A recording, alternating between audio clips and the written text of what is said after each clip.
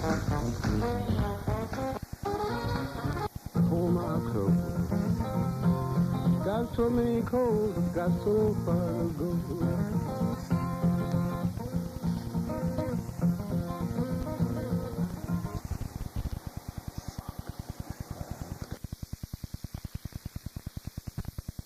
That you were hearing, but it seems like things have straightened themselves out right about now. We have on the line with us brother Mutulu Shakur who is currently being held in Lompoc prison. Let me tell you something about brother Mutulu Shakur. Brother Mutulu Shakur is a doctor of acupuncture. As an acupuncturist and healthcare worker, Brother Shakur worked from 1971 to 78 for the Lincoln Hospital Detoxification Program in the Bronx, in New York. And then, from 1978 to 1982, Dr. Shakur was the co-founder and co-director of the Black Acupuncture Advisory Association of North America, and also known as BANA, and the Harlem Institute of Acupuncture. At the Lincoln Detox Center, Dr. Shakur led a program which used acupuncture to assist in the detoxification of thousands of drug addicts. The Lincoln Detox Program was recognized as the largest and most effective of its kind by the National Institute of Drug Abuse, the National Acupuncture Research Society, and the World Academic Society of Acupuncture. Further, at BANA, Dr. Shakur continued his remarkable work against drug addiction. He also treated and/or supervised the treatment of thousands of elderly and poor patients who otherwise would have received no treatment of this kind. Patients were able to receive quality health care at reasonable prices.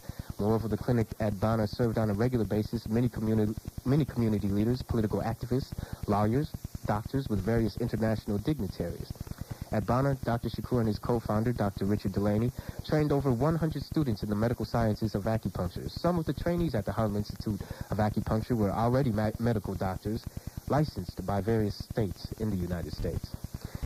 Also in the late 1970s, just to tell you a little bit about this brother's proficiency in his field, Dr. Shakur traveled with Dr. Mario Wexu, Director of Education at the International Association of Traditional Chinese Acupuncture in Montreal, to the People's Republic of China, where he observed and studied acupuncture applied as the primary form of medical care.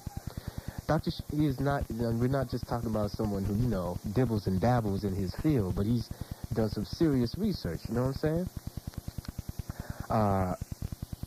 Brother Shakur also worked with the Revolutionary Action Movement, RAM, in his early years. This was a revolutionary black nationalist organization which struggled for black self-determination and socialist change in America. Brother Dr. Shakur has furthermore been a dedicated worker and champion in the struggle against political imprisonment and political convictions of black activists in America. He has also been a leader in the struggle against the illegal United States and local American law enforcement programs designed to destroy the black movement in America, and has worked to expose and stop the secret American war against this black colony. Brother Shakur served on the committee to defend Herman Ferguson, a leading black political activist and educator charged with conspiracy in the Ram conspiracy case of the 1960s. Dr. Shakur was a member of the National Committee to Free Political Prisoners. He has worked to legally defend and support political prisoners and prisoners of war like Mario Obedelli, PhD, and the RNA-11, Reverend Ben Chavis, and the Wilmington Tins, Ronald Pratt of the Black Panther Party, Assata Shakur of the Black Liberation Army, Sundiata Kohli also of the Black Liberation Army. He contributed to the development of a petition to the United Nations by the National Conference of Black Lawyers and others. As a matter of fact, that petition is now documented in the book Illusions of Justice by Lennox Hines. He has also worked with the National Conference of Black Lawyers in developing defense committees for numerous political prisoners and prisoners of war. In addition, and I'm running out of breath with this brother's accomplishments, Brother Shakur was most importantly a co-founder and director of the National Task Force for COINTELPRO Litigation and Research,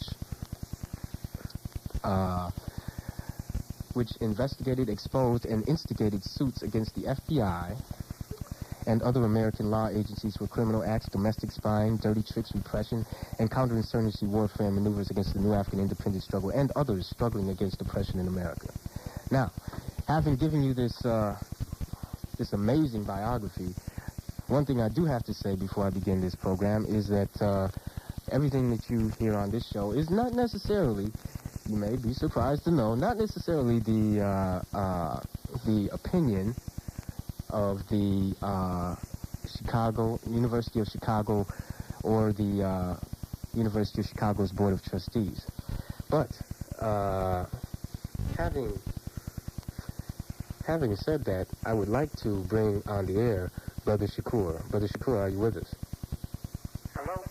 Hello, Brother Shakur. How you doing? Free the land, brother. All right, free the land. Now, Brother Shakur,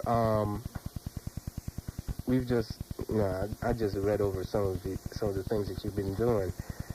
You've been a busy brother even now that you're incarcerated.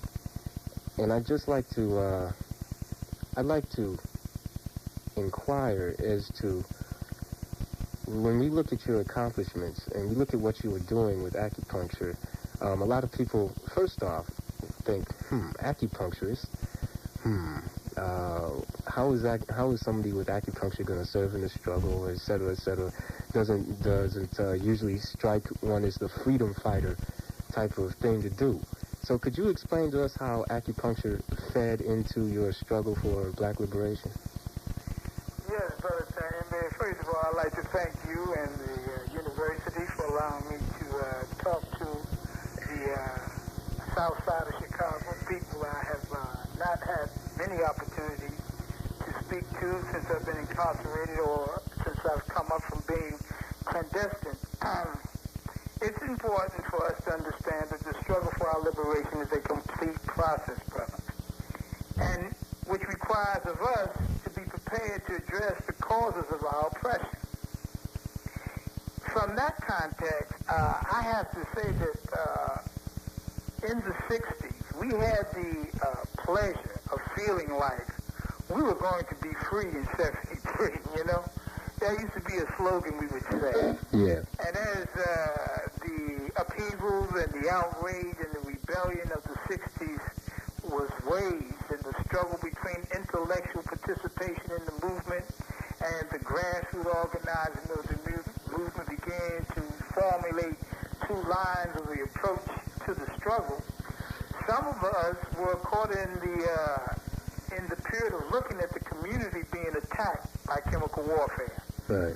And chemical warfare began to change the shape and the attitude of the brothers and sisters who participated in the, what we call then, the revolution. Whether it be the civil rights aspect of integrating into or assimilating into America, or whether it be the revolutionary nationalist aspect of fighting for, in that context and in that period, self-determination and or liberation by nationhood. Mm-hmm. So from that point of view, the ability to fight chemical warfare was a significant contribution that many organizations gave to the liberation movement, because it was at least a physical participation in fighting the ills that the community could still come to the liberation movement for assistance. For example, the Nation of Islam was very instrumental in fighting drug heroin addiction by having homes and clean up houses and sweat out houses all around the country where they could take members of the community who were addicted to drugs and help them cold turkey. So a lot of the nationalist formations and the grassroots formations began to do the same thing.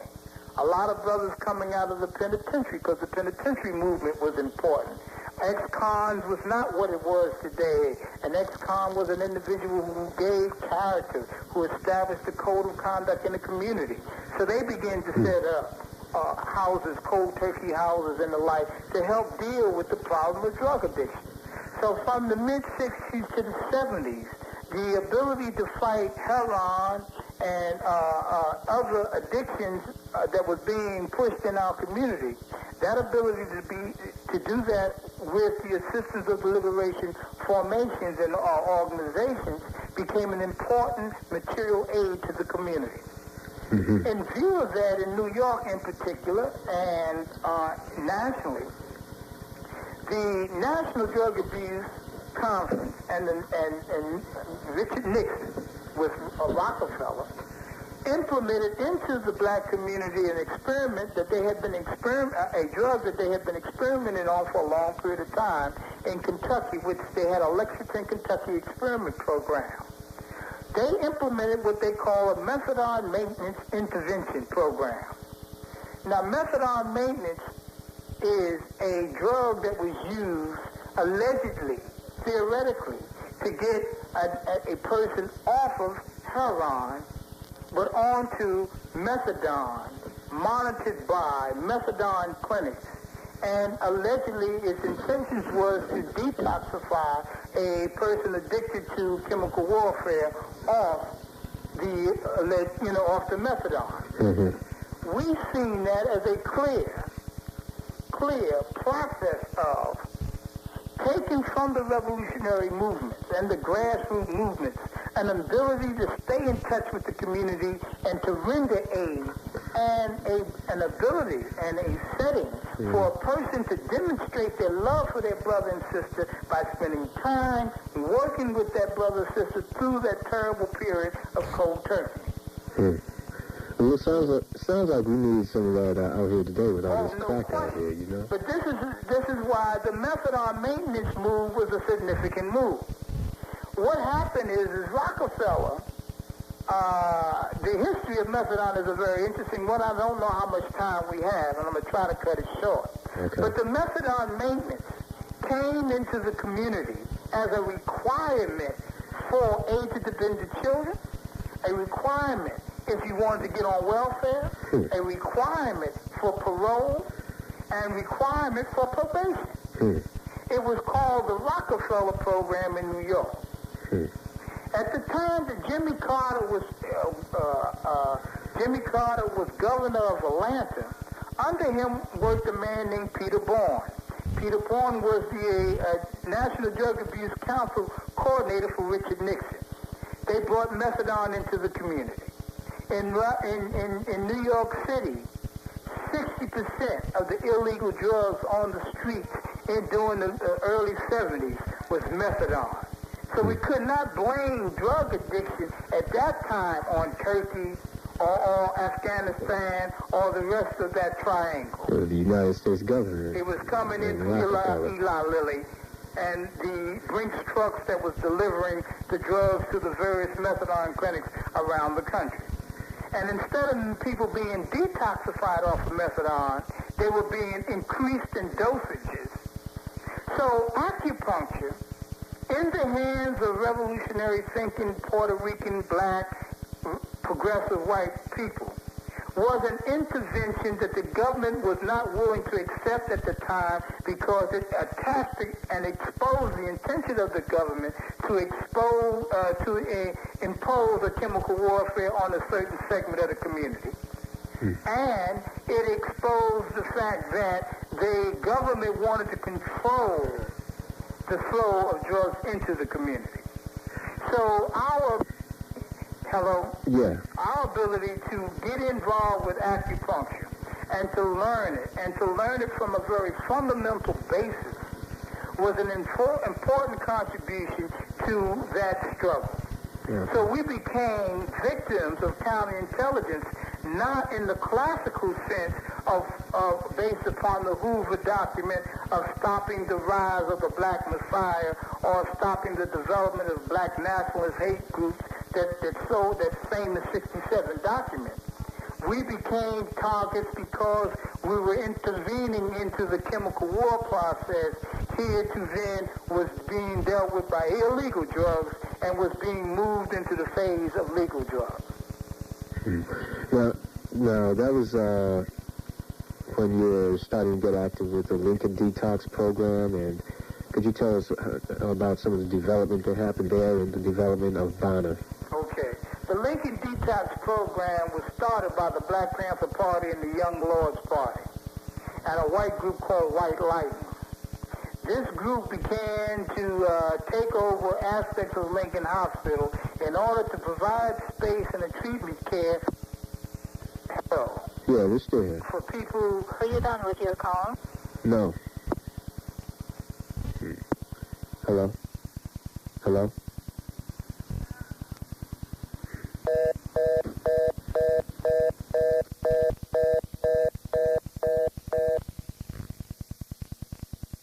So, ladies and gentlemen, that's where we left off last week, or I should say 2 weeks ago. That was October 4th,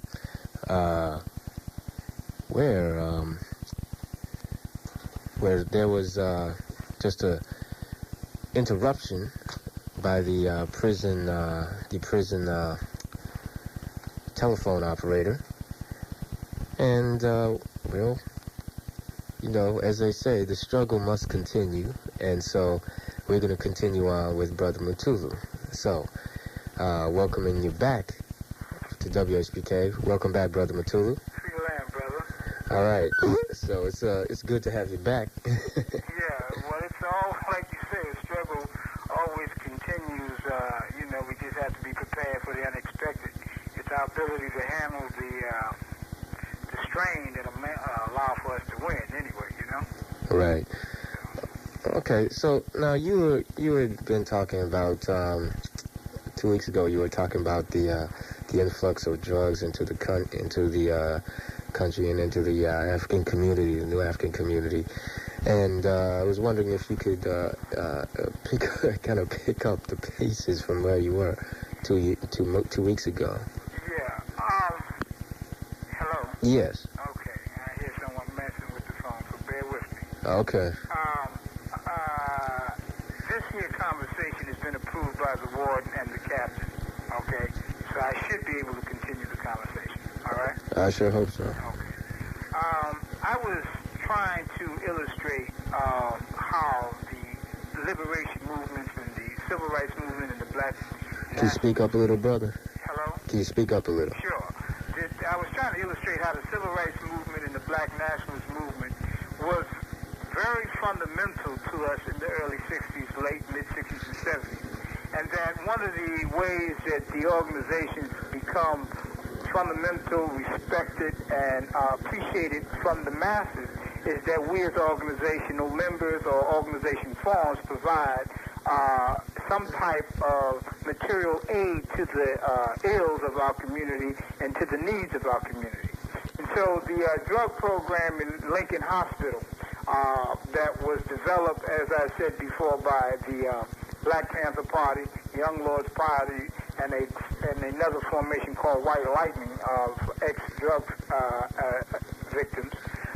This became a center for revolutionary political change in the methodology and treatment modality of drug addiction, because the method was not only quote, medical, but it was also political.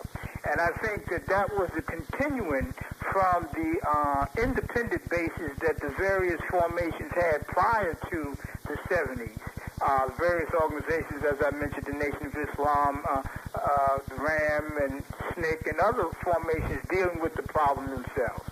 So the Lincoln Detox became not only recognized by the community as a political formation, but its work in developing and saving men and women of the third world inside of the oppressed communities, resuscitating these brothers and sisters and putting them into some form of healing process within the community, we became a threat to the city of New York, and consequently with the development of the Barefoot Doctor Acupuncture cadre, we began to move around the country and educate the country, various other communities, and set up schools and orientations around acupuncture, drug withdrawal, and the strategy of methadone, and the teaching the brothers and sisters the fundamentals of acupuncture, the theory of acupuncture, how it was used in the revolutionary context in China and in Vietnam, and how we were able to use it in the South Bronx and our success. Primarily because we had a love for our people and we had a commitment to our people, we started very rudimental. we started with just finger pressure points. And as we began to continue and search for the truth, the information came to us. We went to China, we went to Montreal, we went around in England and Switzerland and various parts of the world to understand the theory and the application of acupuncture to drug withdrawal. So we became predictable. We became the base of acupuncturists who were revolutionaries in this country. Most of us belonged to various political formations, and we were a part of a cadre of men and women who were not licensed Western doctors, but we were acupuncturists and Oriental medicine, and so therefore we opened up a whole avenue of the standards and the oppression of AMA against Oriental medicine and the whole line of struggle. So acupuncture and Lincoln Detox together was a political and medical threat to the theory of legalized chemical warfare within our community. Now that's deep, because the more I find out about how to take care of one's body, how to get medical treatment, I mean, it seems like there was a whole lot of so many concepts involved in what you were doing. The AMA involved, and the concept of Western medicine and pumping drugs into your system, and the toxification of the community, the chemical warfare. This is a part of our history that I guess very few of us have had access to. Now, but I wonder if you could also tell us a little bit about your case and exactly how things came to a head and how you wound up in prison. One of the things that's got to be clear is that I am a part of a movement. I have been a part of the movement most of my life. Yeah, most of my life. And when I became involved in the Lincoln Detox process, I had already been in the Republic of New Africa, the Black Caucus. I've been the supporter of the Ram cases in Queens, New York. I had also been involved in the National Black Political Convention. I was already a political animal. When we all hooked up in Lincoln Detox, there were major leaderships of the Young Lords Party that was a part of what we called the Lincoln Detox Collective. We were also a part of the National Committee for the Defense of Political Prisoners. Some of us was a part of, some of the North Americans were part of the Midnight Special. One of the sister Bernadine Dawn was, Jennifer Dawn was a part of the Lincoln Detox Collective. So we had a number of politically conscious people involved in carrying out the fundamental process of dealing with the needs of the community.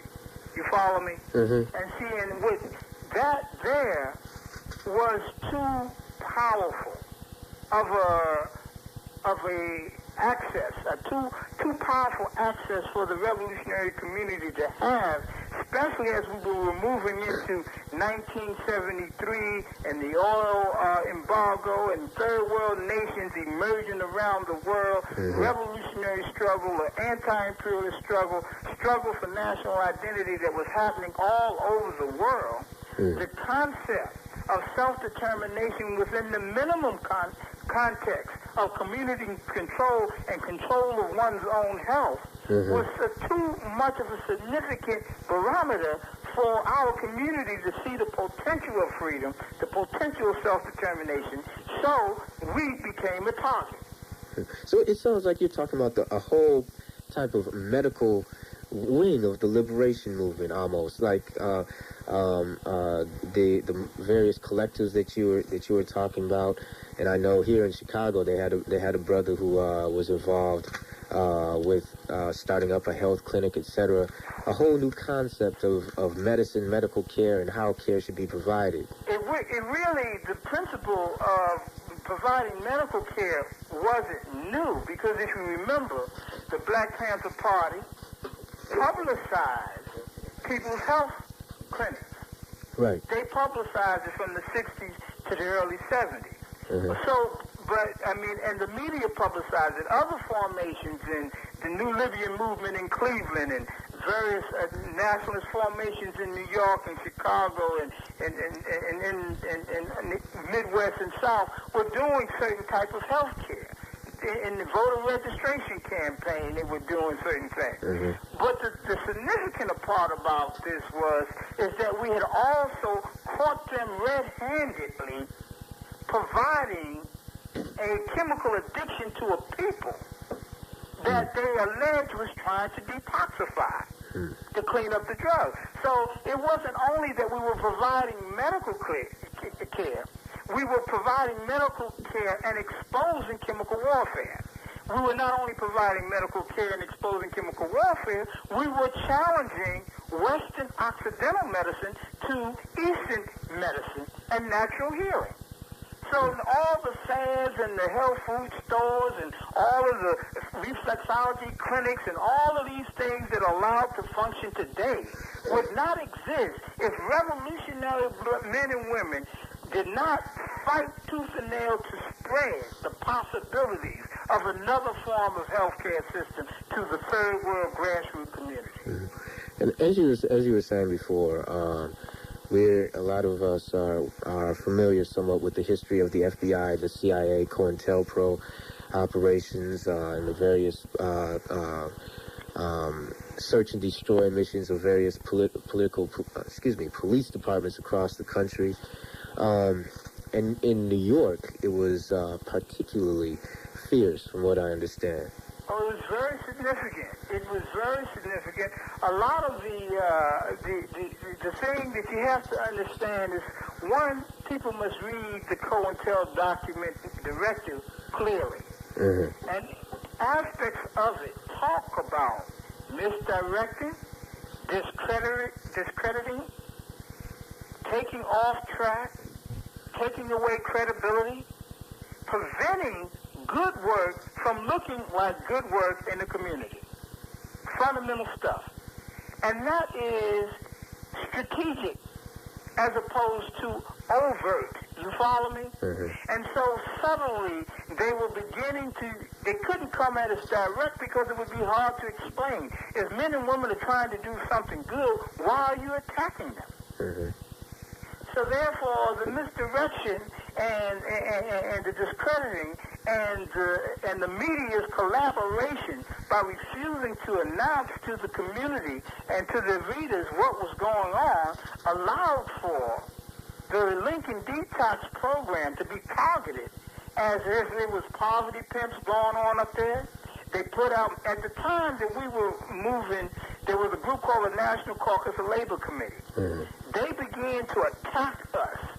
And now that we've seen their covert operations and understand them to be destabilizing and working for different forms all over the world, we realized that they were part of the covert action. Mm-hmm. We were attacked by Charles Schumer, now a congressman in Washington. He was a congressman in Brooklyn. He led an assembly evaluation of all the so-called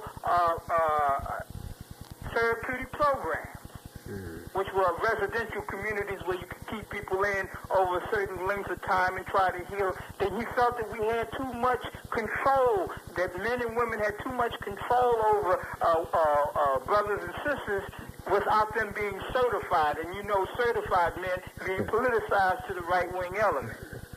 So Mayor Cox, who became the mayor at the time, was the head of the New York City Board of Estimates. And so he won his campaign on attacking drug programs and anti-poverty programs in New York City. So during the end stages, after they had murdered many BLA members, after they had tremendous trials, and the Lincoln Detox community, the Lincoln Detox patients, the Lincoln Detox workers, the Lincoln Detox supporters were always in the eye of the storm when it came down to supporting revolutionary causes, positive issues. We striked when the Gypsy Cabs went on strike. We struck with the workers, the healthcare workers in the hospital. We demanded better health care. We fought in the welfare department for proper treatment of welfare recipients. We had a legal defense fund and helped indigent people who couldn't afford legal services.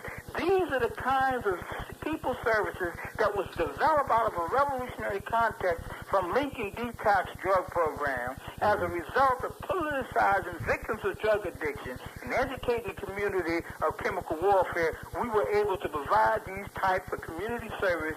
Therefore, as the COINTELPRO and the media said that the liberation movement, they had broke the back of the liberation movement, here in the South Bronx, under a different banner, under a health banner, we had cadres of men and women who were once the cause of the scourge of the community, being now the healers in the community, out there spreading the word of self-determination and liberation. So this is between the years of we're in Lincoln Detox. That's from the years 71 to 78, right? Yes.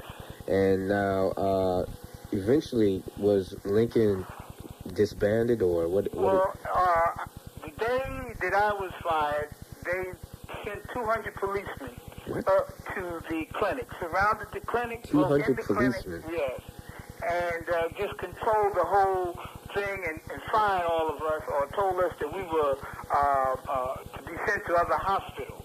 Right now, today, you can go into New York City, and in most municipal hospitals within the community, within the black and Puerto Rican and poor communities, the municipal hospitals, not the private hospitals, but the municipal hospitals, you can now receive acupuncture treatment for drug withdrawal as an alternative method of treatment.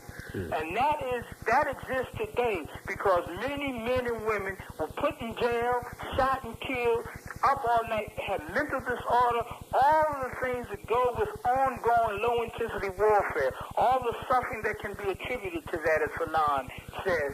You will find the reason why men and women now can go get acupuncture and alternative health care has to do with that cadre of men and women. And they need to be praised, and that situation needs to be correctly analyzed. Because if we do not analyze it,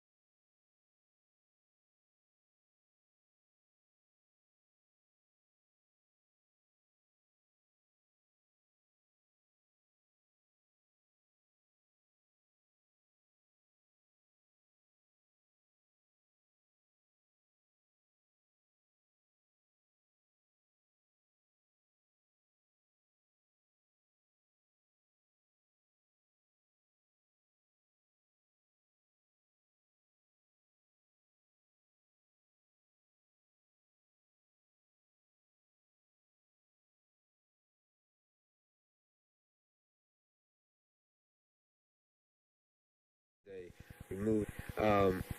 You were involved with BANA, right? Yes. BANA was the Black Acupuncture Association of North America. Mm-hmm. We went into Harlem, and we bought a home in Strivers Row and opened it as an acupuncture clinic in Harlem. And that clinic began to teach brothers and sisters and others the skill of acupuncture to spread around the country in various segments of the population. And we began to certify them internationally we were open under the International Association of Acupuncture and the World Health Organization.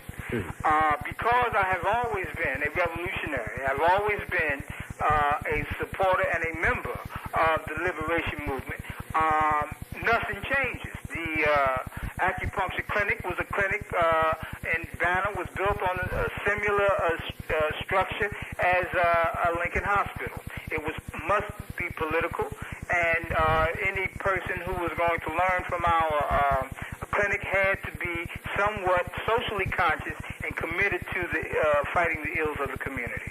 And so acupuncture, BANA became a target just like Lincoln Detox. The only difference is that it was easier to focus on BANA, to isolate BANA, in order for them to deal with this raid on BANA that happened in March of 1982.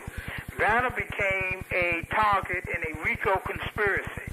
What they allege is that because BANA was providing this kind of health care, and insurance companies was not giving money to BANA because there was a part of another counterintelligence strategy to try to close us down by refusing to pay rightfully due insurance bills to the clinic. They alleged that the clinic was being kept alive by the Black Liberation Army. And they alleged that the Black Liberation Army was robbing armored trucks in order to keep the acupuncture clinic alive, as well as other organizations and facilities in the Black nation. And so I became a target of an investigation. In March 20th, I was indicted for the liberation of Mutulu Shakur because I was her legal assistant in many of her cases all during the 70s. They targeted me with her liberation. I was targeted as part of the liberation of other freedom fighters, and as well as the expropriation of 9 or 10 armored trucks during the course of 76 to 81. So I went underground in 1981. I knew I was a target. Mutulu Shakur was murdered. A great revolutionary by the name of Sekou Odinga, who had been a part of the Panther 21 case, who had been a childhood friend of mine, who was the leader of the Black Panther Party, who went to Algiers and opened up the international section, was captured at the time Mutulu was murdered, and he was on trial. He was indicted for being one of the leaders of the clandestine formation of the Black Liberation Army, New African Freedom Fighters. Many other brothers and sisters, Kwesi Balagoon, Chewy Ferguson-El, Asada Shakur, Nahande Dibidoon, great sister who was a part of the above ground structure, who is still underground, who is still being hunted by the law, the FBI, the CIA, Interpol. She was a sister who helped start BANA on 139th Street between 7th and 8th Avenue in Harlem. She was a great sister. She was a part of the Republican New Africa's cadre and was one of the first organizers of the New African People's Organization. Many people know of Asada Shakur, and they should, but there are many. There's another sister named Nahanda Dibidoon that they have been hunting and trying to catch ever since we went underground. And she's a great comrade, a great sister, and our sisters need to know about her. She was a very important contributor to the development of acupuncture and drug withdrawal in the Black community, the New African community. So we felt the wrath of COINTELPRO. We were also, prior to and during the time of the Lincoln Detox process, my political work was the National Committee for the Defense of Political Prisoners and the National COINTELPRO Litigation and Research Committee. Now, that formation was made up of various political formations and organizations who had suffered during the decline of the revolutionary movements. These formations were victims of counterintelligence and COINTELPRO and low-intensity warfare. We came together to try to find out why we, of political formations such as the African People's Party, the Republic of New Africa, All African People's Revolutionary Party, the black segments of the Black Panther Party, segments of the House of Umoja, how come we could not sit down and unite and further the struggle for human rights of New African people in America and for socialist development of our struggle?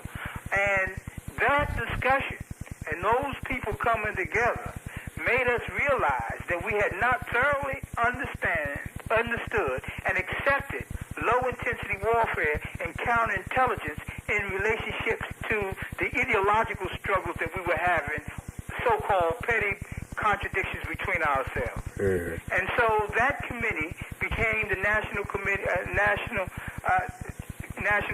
for the COINTELPRO Litigation and Research. And what we did was begin to go out and look at issues that were dividing us. Excuse me, brother. Give us an idea of what time period you're talking about right now. Now we're talking between 73 and 77. Okay, I just wanted to get that. Right. We're talking about after Mutulu Shakur was captured, and Zaid Malik was killed, and Shakur was killed, and Sundiata Acoli was captured. Okay. Okay, because between 70 and 73, there was complete assassination of BLA members. There was assassination of potential organizers within above-ground formation. There was also false charges and modern sorcery all over the country. Men and women were falling to all kinds of various situations. Now, this happened somewhat different than the 67 to, let's say 66, because we have to put in Ahmed Evans and what happened in Cleveland. From the 66 to the 70 period, where the consensus of the police and the FBI and the white community was that direct attacks against visible fronts of the Black Liberation Movement was legal and proper. You follow me? Yeah. So that many organizations who had storefronts, who were providing various care and office open to the community, will be militarily attacked. You follow me? Yeah. And those attacks began to kill the momentum of the visibility of liberation formations within the community. So after they confronted us in that fashion, from 70 to 71, the low-intensity hunt and destroy methods was the second phase of COINTEL. And us killing each other. I mean, I think a lot of people in the audience wonder what low-intensity warfare is, but in terms of clearing it up, it's the same tactics that the United States government used against Chile, used against El Salvador, and uses around the world to destabilize governments and in here in the United States to destabilize the African community, the Native American communities, the Puerto Rican, the island of Puerto Rico, etc., etc., etc. And it's nothing spooky about it. Exactly. I think a lot of times we put titles on things to cut the explanation. Right. And where we need to put the explanation, make the explanation more clear. Low-intensity warfare is very simply put, is to play on the weaknesses and uncovered flanks of organizations that are a threat, or formations that are a threat to the powers to be or to your adversary. As it relates to us and the United States government and military government, we, the liberation movements, were infiltrated with agents. Money was stolen and we began to accuse each other. Work that we were doing to educate and propagate to the community was being subverted and converted because we did not control the media process. Our own egos was being used against us very fundamentally. Your mail was being stolen when you expected the mail to come from this, that, or the other. Shoestring budgets was being stretched to the limit so that we would fail to make certain deadlines. So we began to feel inconsistent, impotent, incompetent, and we felt that the things were falling apart. So our morale began to weaken. And so with a weak morale and a vicious military attack, an assassination of a key leader, or a car accident driving them off the road, or an addiction of a supporter or something, anything that can break down the fundamental structure and the spirit of a formation is low-intensity warfare, where you're being attacked every day, but it's not the clear lines that you anticipate. And it's not haphazard attack. It's a very fundamental, thought-out, programmatic attack at the weaknesses that have been reported by the agent to the superior. Okay, now, and you experienced a lot of that, as you were just saying, in Bana and in the detox, the Lincoln detox. And as a matter of fact, one of your fellow doctors was killed or died on the scene? Or? Well, Lincoln detox was a hotbed for COINTELPRO. During the time from 71, 70 to 77, we suffered at least 3 or 4 assassinations. The most notable assassination, if you remember, we were talking about the fact that we had we were unlicensed in Western medicine, but licensed in Eastern medicine. Yes. Well, during the time that we were licensed in Eastern medicine and practicing acupuncture, the only way that we were able to maintain and continue was that we had a Western doctor to support the work program. He was the sign-off person. Okay. This person was not necessarily have to be an acupuncturist. Matter of fact, they prefer he not be, or she not be. And during the course from 70 to 73, initially it was a man by the name of Frank. One was Steve Levine, was the first doctor at Lincoln Hospital, but he was not an acupuncturist. A man by the name of Frank Apfel, MD, was one of the first Western medicine doctors working with the cadre. We evolved the acupuncture collectively together. He left, and there was a man by the name of, his name was Richard Taft. Now, Richard Taft was the grandson of President Taft, or the great-grandson of President Taft. When Franklin Apfel left, Richard Taft was the resident doctor okaying the Eastern treatment modality. You follow me? Yes. And so, therefore, he was essential to us in terms of continuing treatment. Okay. At the day he was murdered, 2 days before he was murdered, Charles Schumer and the National Caucus of Labor Committee created an attack, a verbal media attack, as well as a mass rally to create a diversion of energy from the Lincoln Detox program. The day he was killed, the night he was killed, they had just attacked our clinic physically. And anyone in the over historical period would know that the National Caucus of Labor Committee had brown shirt type tactics. They would just jump on the people, beat them with nunchuckers. That was their modus operandi, right? Mm-hmm. And so the day Richard Taft was killed, Peter Bourne, who was Carter's East Coast Regional Campaign Manager, and the survey of the international acupuncture availability for drug addiction, came to the clinic. He was there when Richard Taft's body was killed. And if you want to know who Richard Bourne was, Bourne, his father was the person in Grenada who owned the American Medical University over there, who called in the troops saying that the Americans was under attack. So his son was there the same day that the grandson of Richard Taft was murdered. Now, the murder was he was shot up with drugs in the back of the auditorium. That's how he died. So that was to discredit the acupuncture clinic as if the doctors of the clinic was drug addicts. Right. That he OD'd. And now, even if you accept the fact that he used drugs, which we don't, why would he use it in the back of the auditorium and die? Very shaky circumstances.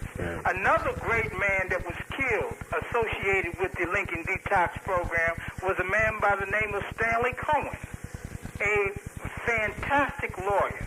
This man had won every case that we had from Lincoln Detox, BLA cases, cases dealing with rights of welfare clients, workers' rights. He had defended Mutulu Shakur through 3 major trials. We were getting ready to go into Jersey for the last final trial because Mutulu Shakur was never convicted of the things that they allegedly were looking for her for. She was convicted for defending herself against an assassination plot on the New Jersey Turnpike, which killed my brother Zayd Shakur and imprisoned Sundiata Kohli. That last trial, just before we were going into that last trial, they found Stanley Cohen OD'd on cocaine. He was the best attorney that the clinic had and that the revolutionaries had at that time. Not famous like the rest of them. Okay. Now, we've covered so much. It's been so fascinating. And I want the reason why I'm covering all of this is because when you read about me in the big dance, or you read about my POW position in the courts and the stand I take on international law as it relates to our struggle, when I say that I'm a prisoner of war, I'm talking about low-intensity warfare. I'm talking about a warfare that has been sanctioned as legitimate war by the Protocols 1 and 2 of the International UN Convention. You follow me? Yeah. And I'm saying that we have to recognize that our suffering cannot be passed off as criminal, follow me, violations. I am a part of the liberation movement. I accept that. I accept the fact that the United States government has waged war on us as a people. And I believe that my actions are part of resistance to that war. Consequently, I am captured as a prisoner of war. You follow me? Yes. And so when I tell you what the war is like, when I talk to you about acupuncture, and I talk to you about healing, and I talk to you about legal work, and I talk to you about welfare work, that work is work that must be considered war work. You follow me? Right. Because if we are to save ourselves, we must be clear about what we're dealing with. The unclarity creates the confusion. You follow me? Right. And so I give you this whole background because when you read about me or when they say things, I mean, most of the time they don't like talking about me because they can't make me a classic criminal. They can't make me a petty thief. You see, they have to deal with the whole. You can't deal with the part. And so when we talk about all the freedom, like Abdul Majid of the Queens 2 and Basir, these men worked on housing. They worked for better housing in areas like Chicago and New York and Detroit and Philadelphia and Boston. We know what it is to have hot water flats. We know what it is to have rats and roaches and the landlord not coming in taking care of that. More tropical areas might not understand the significance of fighting landlords and slumlords. You follow me? But these brothers, that's the work they did in the community. And so now they are in jail fighting for a new trial for allegedly killing a policeman. You got Mimir in Philadelphia, who was a radio personality, a person who dealt with the media, who gave the news, who dealt with the arts of African people, new African people. He's getting ready. They're trying to execute him for defending himself against a policeman. Now, how can you execute a political prisoner, a prisoner of war? You can't do that and not violate the treaties of war. When you look at what's going on in ANC and in Pretoria government right now, the release of prisoners, the phases of release of prisoners, and this is why we must save Mimir, because Because if we allow them to kill Mumia, execute Mumia, all of our future will be executed in pursuit of political struggle, when in other countries, prisoners of war are put in prison detention camps and saved until the negotiation happens. Well, I find that in this country, most people say prisoners of war. Well, you must be talking about those people that Ross Perot is talking about, or somebody, something like that. There aren't any prisoners of war, political prisoners in this country, and I think that's part of the myth that we have to dispel. Well, it's a myth. It's because our movements, our people who deal with the media, do not interpret our situations properly. So sure, if there's only one war that people know about, the war against Saddam Hussein, then that's the only war that they're going to refer to. The war against drugs, Noriega, then that's the only war they're going to refer to. So we have to understand, and we can't charge genocide, we can't charge reparations, if we don't realize that we can't say at the same time that the existence of New African people is a warlike existence inside an oppressive colonized situation. Yes. It seems to me that along with the concept of being at war is the concept of nationhood. And when we talk about the concept of nationhood in context of black people, of New African people, we're talking about a land base on this country. And I wonder if you would tell us, if you could just elaborate for me, how through your struggle you came to become a New African. I mean, what compelled you?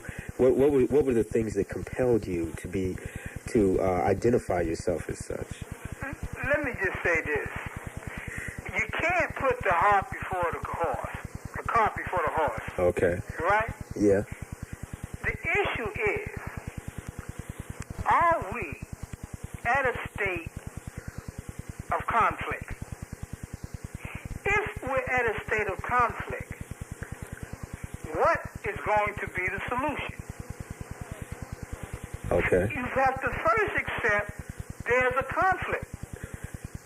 If you don't accept there's a conflict, then you can't fathom a separate nation.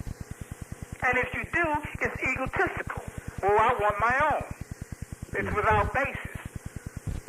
But if you understand that we do not coexist in a vacuum, that we are in a life and death struggle, that the history of us being brought here and how we're treated since we've been here demands that we come up with some formula to resolve this contradiction, or else our condition and our circumstances might be the cause of the fall of all humanity on the planet Earth.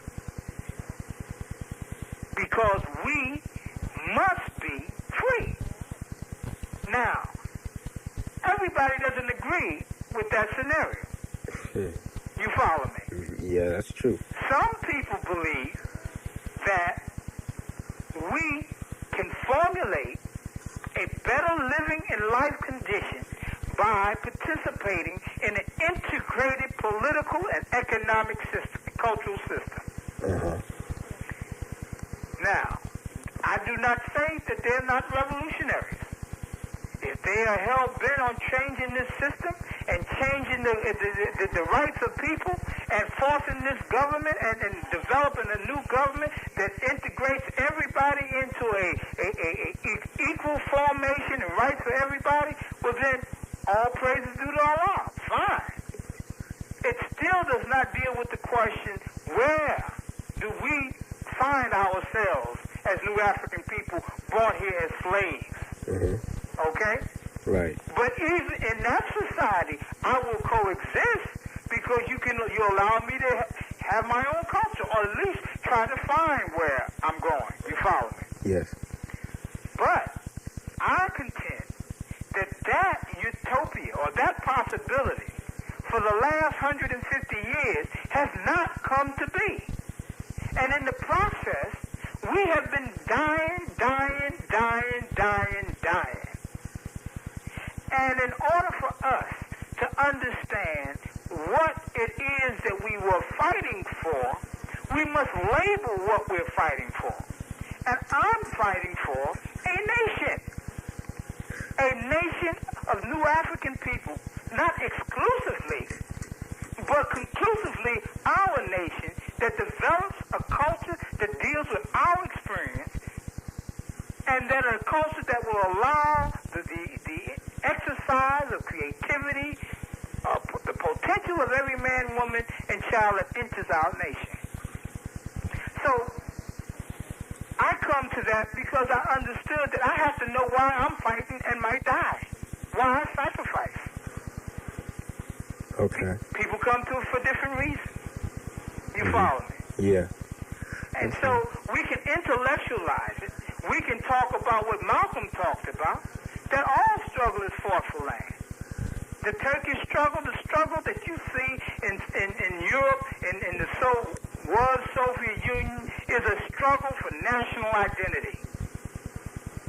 That the different nations in the Soviet Union feel that they must have their own land base, they must make their own decisions, and formulate their own policies as it relates to other peoples in the world.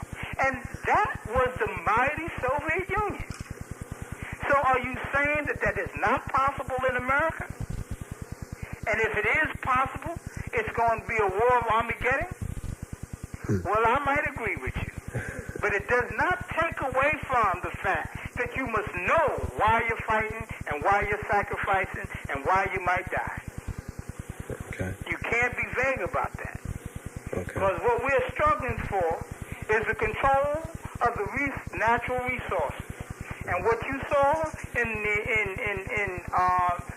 Saudi Arabia, Kuwait, and Iraq was a struggle to take a piece of the natural resources that has escaped the U.S. imperialist powers because of the emergence of territorial nationalism. Okay. Now, let me ask you this. I've heard about the Shakur family. I mean, I've heard a lot of beautiful, positive things about it. I wonder if you could tell me a little bit about what that family is, or that connection is. Could you? Yeah. I mean, it's out of curiosity. I've just heard a little bit about it. The Shakur family extends from a man by the name of Abba Saladin Shakur. Abba Saladin Shakur was responsible for fathering Mutulu Shakur, Zayd Malik Shakur, myself, Asada Shakur, Sekou Dinga, Abdul Majid, Malika Majid, and many other new Africans who were part of the Republic of New Africa and the Black Panther Party. And we were of the Shakur tribe. Abba Shakur was one of the loyal members of the OAU and the Muslim Mosque Incorporated, and a close associate of Brother Malik El-Shabazz. Okay. And now I understand that Brother Tupac Shakur is raising some consciousness through his records. As a matter of fact, I've heard his last record. It was great. Yeah. Tupac is my son. Oh, great. And he is being attacked by the powers that be because of his own individuality, his own methods and ways of demonstrating how our lives, the absence of his extended family, me, Lumumba, Zayd, his mother, a great woman, Afeni Shakur, one of the only two women in the Panther 21 case, who defended herself during the Panther 21 case. And one, she was also a very key figure in the national pro litigation and research formulation, a fantastic worker against housing. and one of the key supporters of political prisoners and prisoners of war during the 70s. We understand that our children, and a lot of things that men, it's interesting you would bring that up, because we've just been talking in the family about how we're going to handle the Quail confrontation. Let us be very clear. It is always admirable to have your children believe what you believe. Uh-huh. It's always the legacy you'd like to continue. You feel like you commit yourself, your sacrifices, so that they will know. And we have many children, many of our children. The ex-clan is Sonny Carson's son, Brother Lumumba, a great comrade. We grew all, this is all our family. But they all have seen what low-intensity war means. My other son, little Mutulu, was involved in the Tony thing. Now, him and his brother together. No kidding. Yeah. But what we see is that many of our children suffer in ways that is yet to be analyzed from the intensity of the war that we have been struggling against.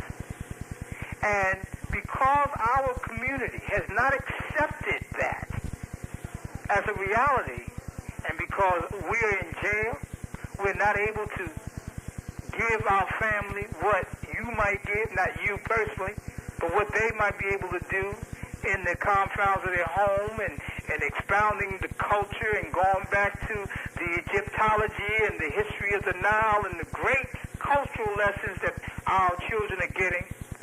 They always seem to forget to give the real or research the struggle, the contemporary struggle that a major part of our people played a part in the 50s, 60s, 70s, 80s, and 90s. And because we forget that, our children, who are directly connected to the intensity of the war, are constantly evaluating the consequences. I see. And the way that they respond to the repression, oppression, sometimes might not be what we want them to do. But we have begun to understand what the residue of war means. Just like the people and the fathers and mothers in Angola whose children have been shooting their mothers and shooting their fathers at the orders of Zimbabwe. Just like in South Africa, where necklaces was required to rid the townships of informants. Just like the killings and beatings of young kids that were in the ANC and PAC. We will have to see in another generation how that has affected, after the Soweto riots, how that affect the masses of people. Are we immune to life and death? Does that mean we lose our passion for living? Is that why we see the killing of old ladies and the drive-by shootings of innocent children and the lyrics, explaining phenomena heretofore not connected to the principles of our community? We must make that analysis.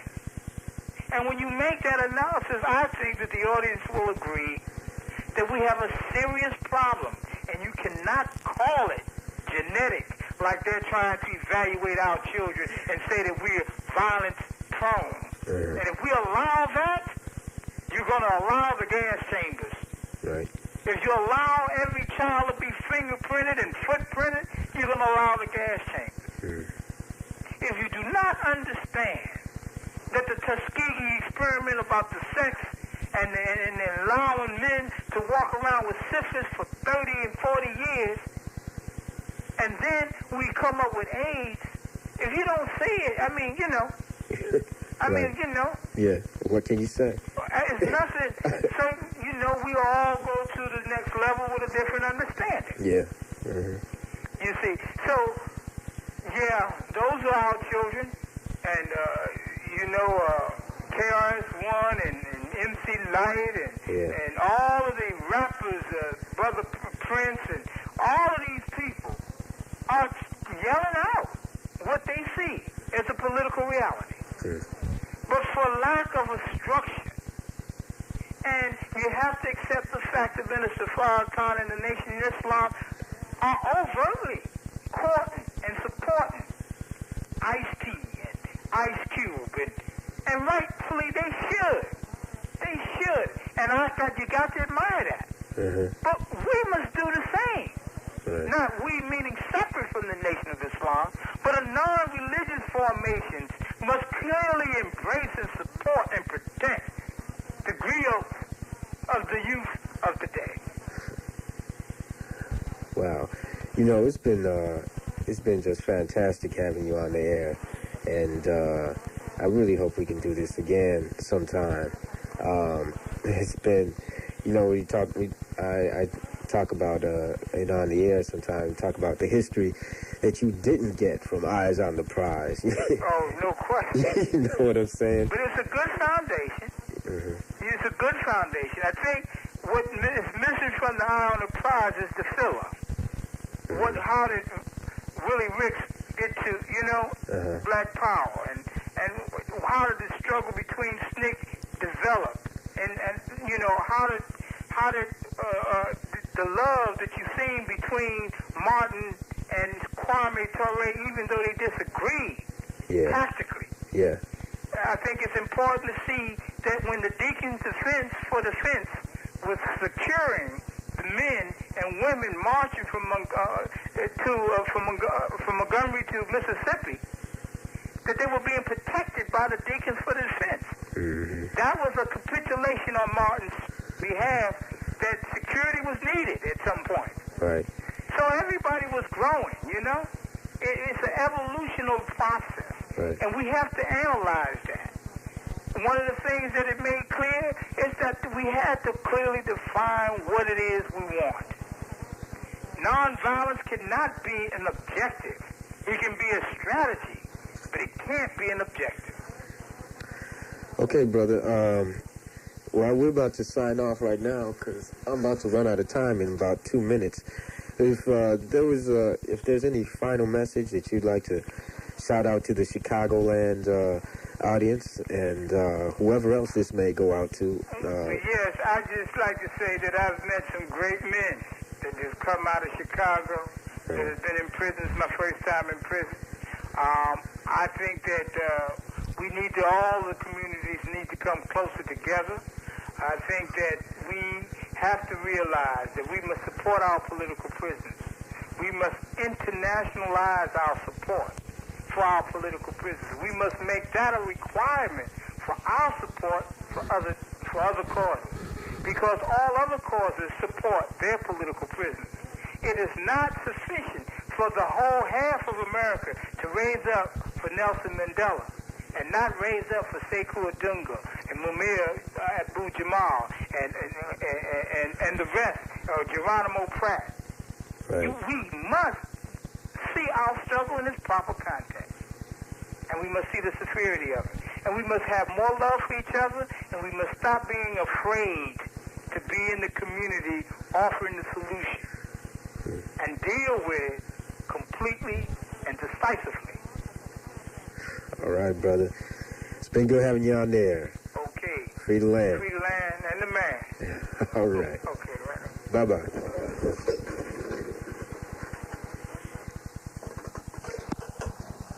All right, brothers and sisters. That was sure inspirational. Man, some type of history, huh?